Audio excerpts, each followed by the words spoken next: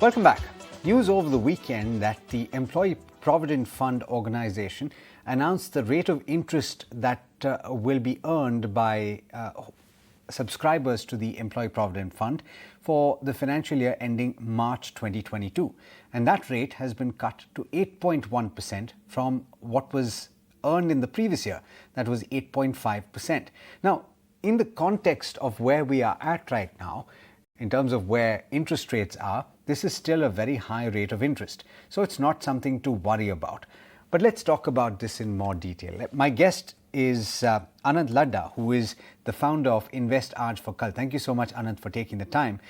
Why is it that the EPFO has come up with 8.1%, and why, could you explain, is 8.1% much higher than what you would get on any other fixed income instrument? Hi, Alex. Firstly, thank you so much for having me on the show.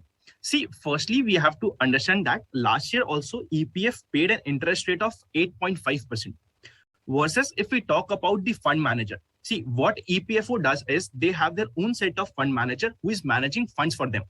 They earned around 6.87% in last year. If we talk about PPF, their also interest rate was only 7.1%.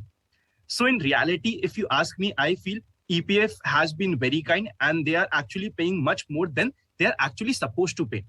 Same happened in 2019-20 as well. There as well, EPF paid around 8.5% to its subscribers, but their fund manager could only earn 7.5% only. And if we compare it with other debt instruments, then also we feel that the YTM or the yield to maturity, yield which is generated in other debt funds, that is, they are much lesser than what is EPF paying right now. So I think it is still no worries as of now. Also, we should keep in mind that in coming time, even if it further reduces, we should not get shocked at all.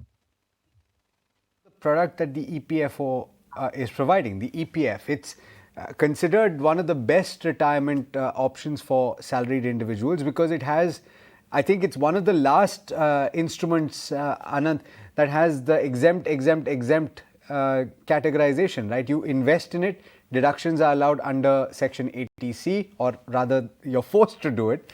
Its interest is exempt, and when you take money out is also exempt.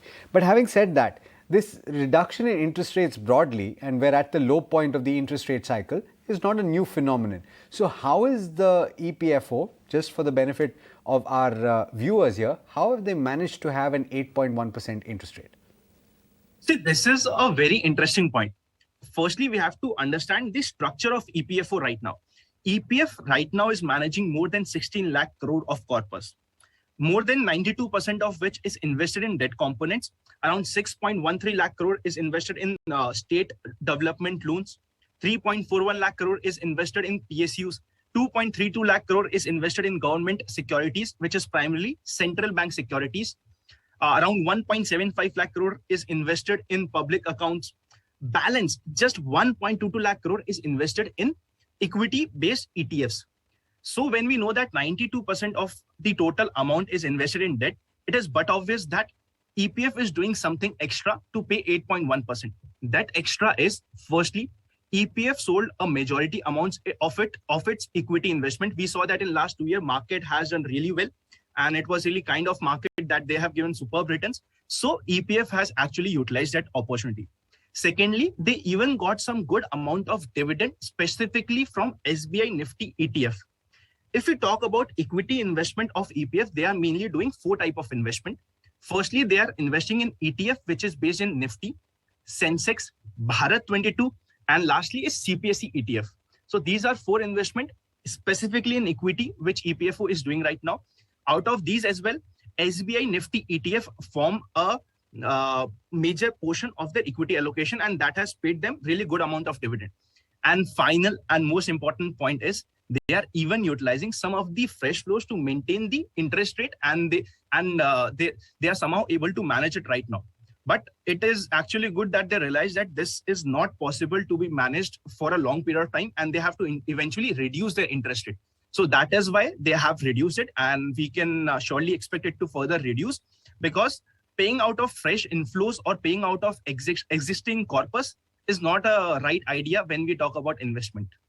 Certainly, and I think that we're going to talk about this in more detail in the next conversation that we also have. But sticking with the EPF for now, you have the option of increasing your investment in the EPF, and quite a few people choose to do that through the voluntary provident fund, right? Where you can invest up to your entire basic in the employee provident fund.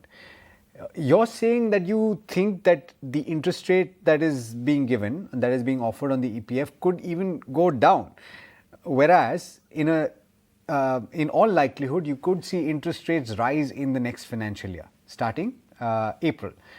Do you think that that's really something that will happen, and what do you think that investors, prospective investors who are thinking of doing VPF, should bear in mind?